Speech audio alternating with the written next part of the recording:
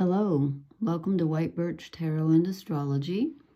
This reading is for right now, pretty much. It's for the new moon in Scorpio, which happens November 1st. It is now November 1st, and it becomes exact at 8:47 a.m. in New York. So depending on where you are, it may have already been exact. But, you know, the energy lasts for probably... This is a really big one, so I'm going to say maybe even 4 or 5 days, and you know, it could resonate longer than that. This is astounding what's going on. Let's see. So I have a lot to show you on the chart, but before I start, I want to say two things. One thing I heard today when someone said you can be defined by your losses or you can be defined by your choices. And I thought that was apt for a new moon in Scorpio, and I'll tell you why in a minute. And the other thing, now can I remember what I was... Oh, I was going to say the motto for tonight. This isn't as bad as it sounds. As Mark Twain said about opera, there's nowhere to go but down. But what I mean by that is this new moon in Scorpio is like, you know how lately the readings have been kind of dark, and I keep saying, oh, all this subconscious stuff is coming up, and you know, etc., etc. Well, it's kind of like if you were in a swimming pool, you know, if you've ever been in a swimming pool, I'm assuming most of us have, and your feet touch, like if you jump in or whatever, I love to swim underwater, and your feet touch the bottom and you push off. This is that moment when our feet finally touch the bottom. So you feel like you're at the bottom, but actually this is where you gather the momentum to eventually, not eventually, you can't stay down there too long.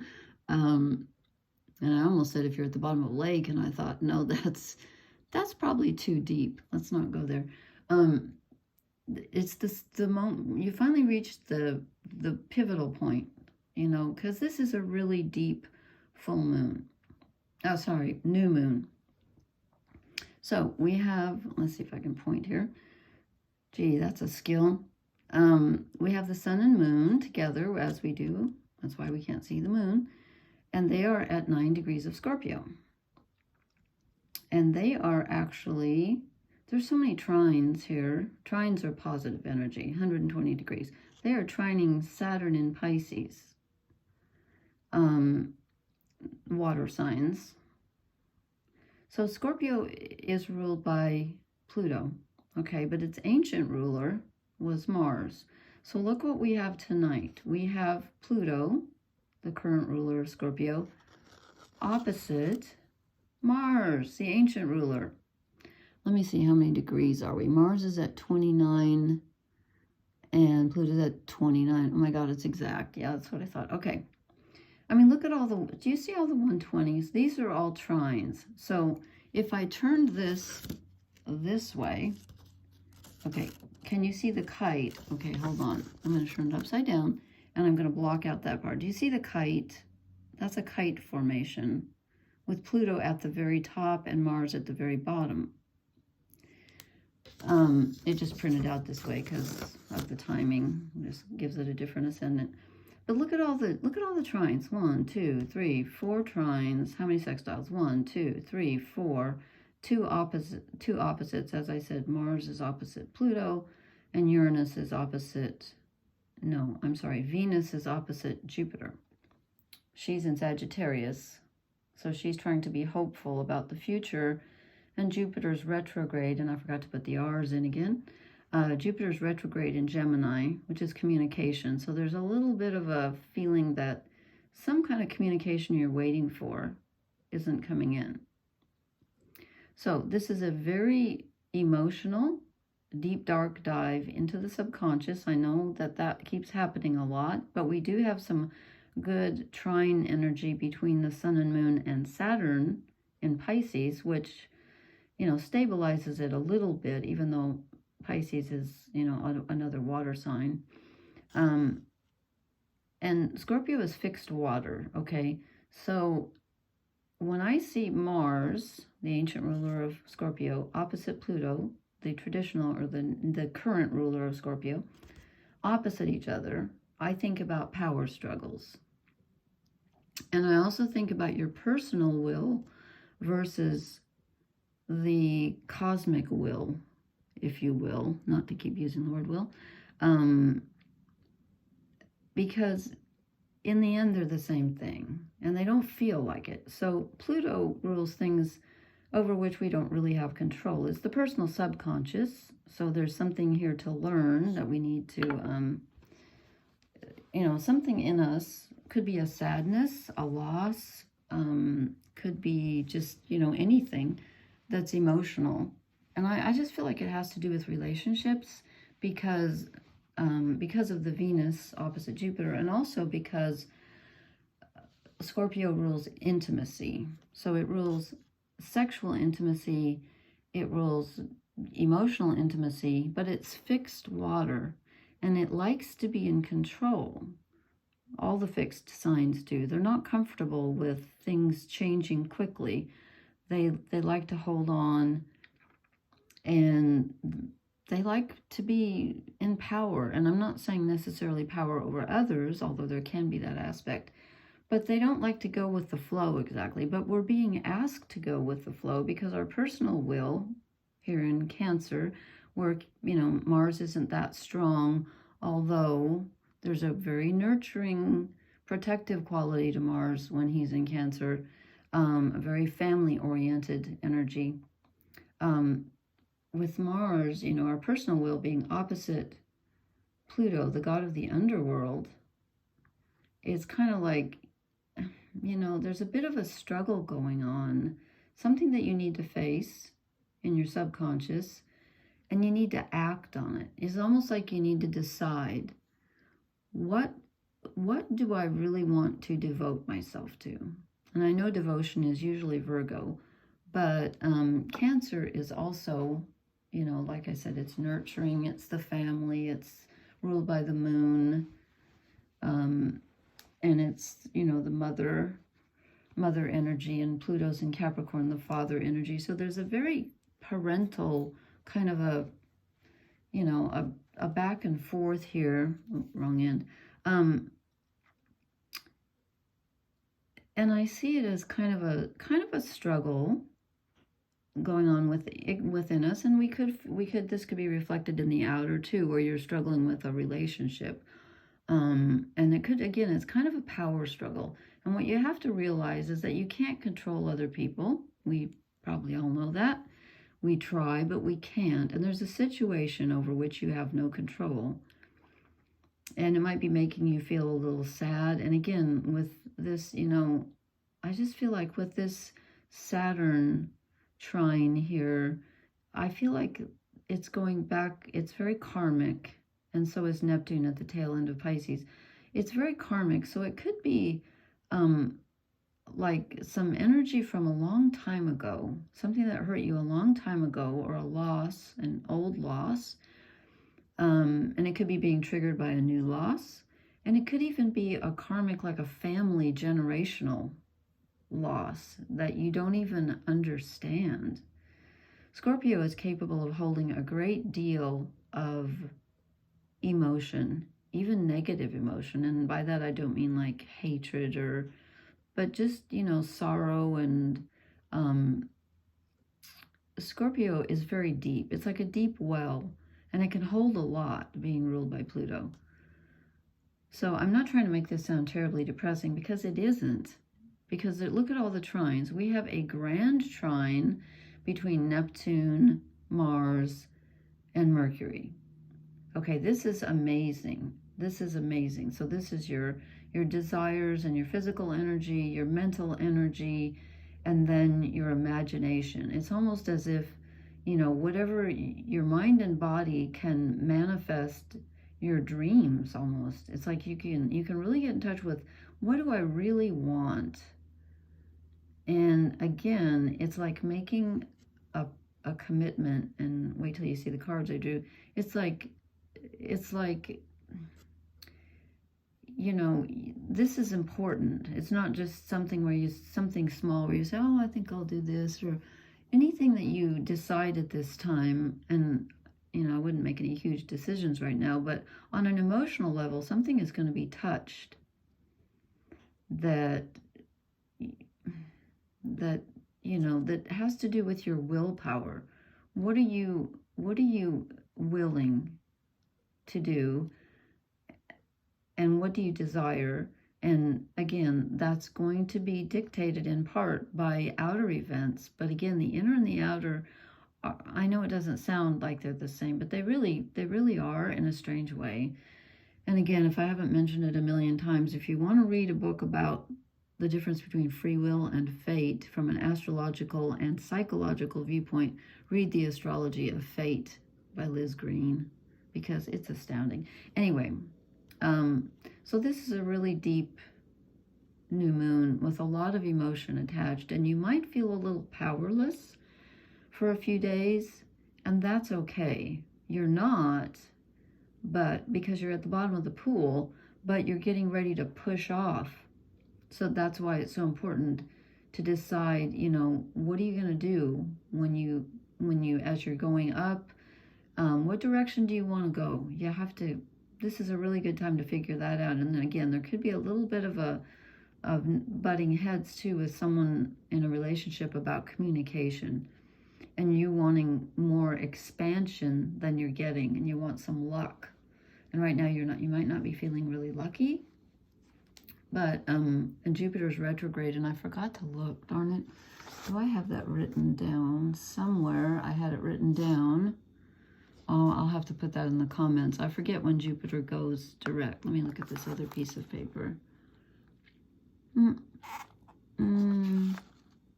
No, I did not. Okay, well, too bad. Okay, I will put it in the comments. So, but I pulled 3 fairy cards because, why not?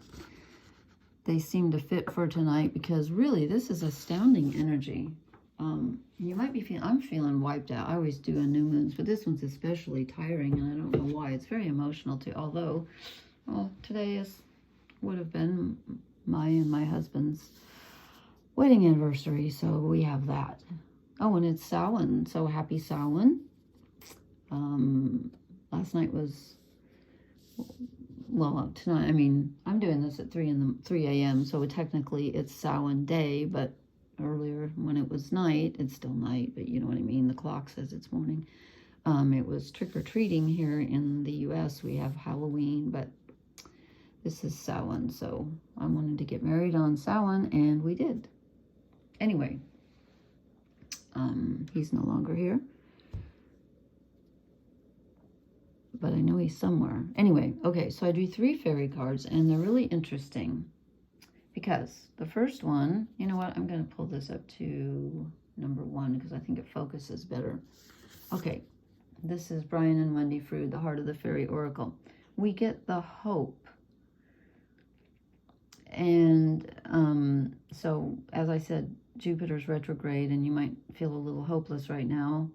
And a new moon in Scorpio is pretty dark, but there is hope. Now, the reason that this is the hope, she's not the fairy of hope. She's the fairy of despair, which is why I'm feeling like, you could be feeling despair at this time. If you are, however, don't give up hope because it's right around the corner. She's the fairy of hope. In fact, I marked them all because I want to read just a few words. Which one's which here? I want to read just a few words because they put it so lovely. Wherever you find the fairy of dark despair, you will also find hope in the wings of the fairy herself, in her garland of golden flowers. As the sun reaches the darkest shadows, hope crowns despair. If you find this card in a reading, remember that there is hope in any situation. It may not come in the form you are expecting or would wish for, but look for it and you will find it nonetheless. Have faith that something good can come. By allowing that thought in, the darkness of despair can begin to give way to the light of hope. Okay, well, we need that. We need that. And I think it is there. It is there. And then we got the Smith, which I thought was interesting. Not to be confused with the British group, the Smiths. I know I'm old. Okay. So we get the Smith, and he's the Greek god Hephaestus. I hope I'm saying that properly. He was actually Venus's husband, which was interesting because, you know, she was the most beautiful Aphrodite. I'm sorry, Venus is Roman, Aphrodite's Greek. Anyway, I don't know if I think he's Greek. It doesn't matter. Whatever, the same goddess. Anyway, Venus was sort of like forced to marry this misshapen dwarfen creature who hammers things. Look, he's making a new moon. Oh, that's cool. I just realized that. He's down in the bowels of the earth making things, which is interesting since we have the new moon. And it's in Scorpio, in the bottom of the well of the subconscious. So I just wanted to read briefly just a few lines, because this is interesting, because it goes so well with the astrology, as the cards always seem to do. It's about forging a bond. It says, okay, a ring, the symbol of the bond between two people, is the energy of a bond made manifest. When you exchange a ring, imagine the smith forging that ring for you, putting the energy of fairy into every tap of his hammer as he creates the circle that is the sign of an eternal bond. Oh, damn, I'm gonna cry. Okay, you can use this image to create a magical connection in any relationship. When you make a promise by saying, "My word is my bond," especially in fairy, you must intend to keep it. The smith is there to forge the bond for you to take back to the human world. I apologize. If the smith appears in a reading, think about what you are promising to do, to be, to achieve in your relationship. And before you commit to this bond, make sure that it is something that you truly intend to do. Then let the smith forge that bond for you. So this is a very important new moon because, as I said, you're at the bottom of the pool and you're pushing off. We're going to start to push off now. And where we go next is very important. And I read somewhere, for those of you who are in the States, you know, the election's less than a week away. I read somewhere that this Mars-Pluto opposition is exactly conjunct a Mercury-Pluto opposition in a chart of the United States. And I'm like, oh my goodness. I think that's positive, actually, because I think we need some change around here. Anyway, so this is about deciding what you want to commit to. He's forging this new moon, and with every strike of his hammer, you know, he's creating a bond for you. And it's very important what you choose at this time, where you choose to put your energy and what you choose to vow to yourself. Okay, and then the last card, we get the Child. And I thought, well, that's interesting. That's interesting. Oh, and I wanted to point out, this came to me earlier, just before I did the reading. I was in the shower, and I realized that Scorpio rules the 8th house. And somehow I felt like the number 8, do we have any infinity symbols here? No. I felt like the number 8 was really important for someone. So just take that or leave it. I don't know. It's the 8th, Scorpio is the 8th sign of the zodiac. 8 turned on its side is the infinity symbol, if I haven't already said that. Anyway, so this is the Child. So to me, this is looking at things with a fresh perspective. And this is also about hope. You know, it's like starting over. And Pluto is the ruler of Scorpio, as I said, and Pluto rules transformation. So there's death, rebirth, transformation. Or is it death, transformation, rebirth, whatever. Anyway, usually death has to come before something is transformed. You have to let something go, and then something new comes in. And something cannot be transformed unless you let go of the old, right? If you have a new vision of yourself or your life, you got to let the old one go so you can be what you choose to be. So I'm going to read, and I opened this to the Child page, and I had put a leaf in that I found this fall that was on the ground that I thought was so pretty, and I didn't even remember putting it in there. but I don't know what tree that's from, actually, but isn't that pretty? Anyway, so I'll put it back in when I'm done.